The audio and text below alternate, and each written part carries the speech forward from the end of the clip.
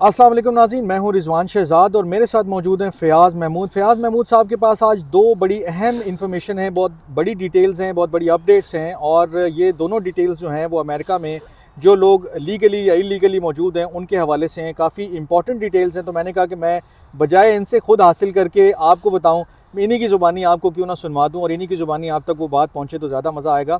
फ़याज़ भाई, आपके पास इन्फॉर्मेशन है एक असाइलम के हवाले से और दूसरी भी असाइलम के हवाले से, लेकिन ये कि उसमें लोगों का क्या फ़ायदा है, क्योंकि मैं उसको भी डिस्क्लोज़ नहीं कर रहा हूँ, वन बाय वन कर लेते हैं ताकि लोगों का फ़ायदा हो जाए।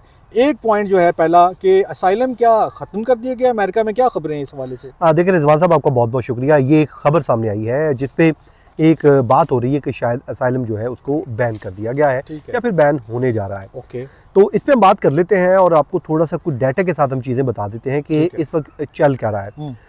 इस वक्त डोनाल्ड ट्रंप साहब की आमद है और 20 जनवरी को इक़्तिदार वो संभालने जा रहे हैं। तो उस पर दो तीन चीज़ें वो बड़ी क्लियर हैं। एक तो मास डिपोर्टेशन और जो अनडॉक्यूमेंटेड लोग हैं उनको निकालने की बातें कर रहे हैं। ठीक है। अब असाइलम जो है वो लोग जब लेते हैं वहाँ पर जाके अपनी पूरी राम कहानी सुनाते हैं, उनको पूरी एक कथा बताते हैं कि भाई कन्विंस करते हैं कि जी मेरी जान को, आज़ादी को खतरा है, तो मुझे ये असाइलम दिया जो उन्होंने एक पूरा प्रोसेस बताया हुआ है और उसके लिए वो अपनी एक कहानी तैयार करते हैं और उसको लोगों को बताते हैं। ठीक है। अब जाहिर है वहाँ पर वो बैठे लोग भी, उन्हें भी पता चल जाता है कि इसके चेहरे पे ये कहानी सच लिखा हुआ है या नहीं लिखा हुआ। अब मैं मुख्तलिफ कंट्रीज़ का जो डाटा सामने आया उसमें सिर्फ अभी आपको इंडिया का ही डाटा बता देता हूँ कि 2020-21 में मजबूरी तौर पे 6000 इंडियंस ने असाइलम के लिए अप्लाई किया था। ठीक है। अब यकीन कीजिए उसमें से 6000 में से सिर्फ 1300 लोगों को उन्होंने असाइलम दिया। अच्छा, बाकी उन्होंने क्या, निकलो। तो ये कितने 4300 लोगों की एप्लीकेशन रिजेक्ट हुई है, यानी कि असाइलम जो हासिल करने आए थे। और असाइलम वही बंदा लेने जाता है कि जिसकी जान को, आज़ादी को खतरा हो गया, मैं अपने मुल्क वापस गया तो मेरी जान से मार देंगे। अब इसका मतलब वो कन्विंस नहीं कर पाए। अब लोगों ने इससे सीखा नहीं। ठीक है।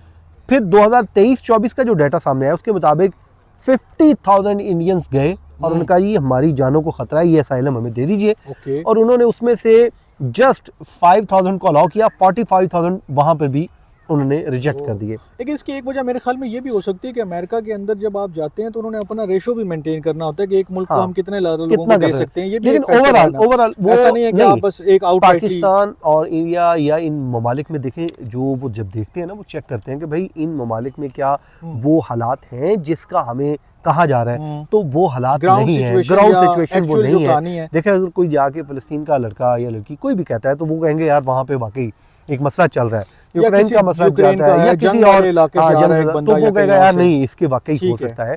तो ये एक इशू है। अब उसमें जब इस नहीं मिलती तो उसके बाद वो कहते हैं कि चीज़ें जो हैं वो क्रिटिकल कर देंगे। अब डोनाल्ड ट्रंप ने क्या करना है, अब उन्होंने कह दिया कि भाई मैं जो आप जब आऊंगा ना इसको इतना डिफिकल्ट कर दूंगा, इतना डिफिकल्ट कर दूंगा कि ये ना होने के बराबर। एक बात ये भी चल रही है कि खत्म कर दिया जाए, खत्म हुआ नहीं है। देखिए ये जो खबर आई ना खत्म कर दिया गया, ये दुरुस्त नहीं है। ठीक है। हाँ, ये क्लैरिटी जरूरी थी। क्लैरिटी जरूरी है कि पहले सवाल का जवाब नहीं किया, ब्लैक एंड व्हाइट में देना हो तो खत्म नहीं किया गया, लेकिन कंसीडर जरूर किया जा रहा है कि बिल्कुल कम कर दिया या तो खत्म कर दिया जाए, अगर खत्म नहीं करना तो इसको इतना डिफिकल्ट कर दिया जाए, इतना नामुमकिन मुश्किल कर दिया जाए कि नामुमकिन होकर रह जाए। वो हमें वैसे भी पता है कि उनकी जो एक अप्रोच है, उनका जो एक पैगाम है कि मैं आऊंगा तो मैं इसको सारी चीजों को इतना मुश्किल बना दूंगा ताकि ये इतना प्रोसेस स्लो हो जाए कि लोग अमेरिका के अंदर ना आ सकें।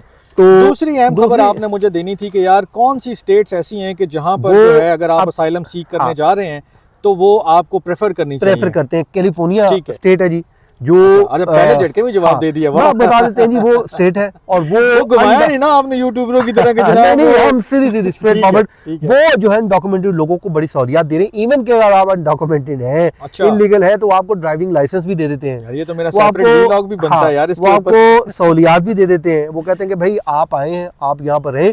इवन के वो कहा यह जा रहा है कि वो डोनाल्ड ट्रंप साहब को के सामने रेजिस्ट भी करेंगे मास डिपोर्टेशन के ऊपर, क्योंकि उनका नजरियात कुछ और है। लेकिन वो ये नहीं कहते हैं कि आप अब आ गए, होने थे जो मर्जी करो। वो कहते हैं वो आप आ गए, हमने आपको वेलकम कर दिया, अब जैसे तैसे करके पहुंचने में कामयाब हो गए, तो फिर अब यहाँ पर अब काम भी करें, टैक्स भी दें, क्राइम भी ना करें, और उसके बाद एक वक्त आता है वो आपको जो है लीगल लोगों में शामिल कर लेते हैं। और अगर वो आपको निकालेंगे किसी वजह से, तो वो फिर क्या करेंगे, वो आपसे पूरा टैक्स भी लेंगे, आपसे पैसे लेके उसके बाद आपको वहां से छू मंतर करेंगे। मतलब वो तरीके से कहते हैं आप कायदे कानून के मुताबिक रहें, कायदे कानून के मुताबिक छोड़ें, कायदे कानून को फॉलो करें तो हम आपको वेलकम करेंगे, दो नंबरी ना करें, अदरवाइज आपके लिए कोई गुंजाइश नहीं है। लेकिन एक ओवरऑल भी आपने पिक्चर प्रेजेंट कर दी कि यार इतने लोग जो हैं, अगर हमने एक मुल्क का सिर्फ डेटा आपके सामने रखा, हमने सारे मुल्कों का बाकियों को मैं कहता हूं रख देता हूं, लेकिन ये बहुत लंबा हो जाएगा। हमने सिर्फ समझाने के लिए एक बात की यार, इतने लोग जब एक ही चीज के ऊपर अप्लाई कर रहे हैं, और जो देखने वाला है, जो उसको परखने वाला है, उसकी भी एक जाहिर सी बात है ट्रेनिंग हो चुकी है, वो देख रहा है कि यार रोजाना इस किस्म की कहानियां मुझे सुनाई जा रही हैं,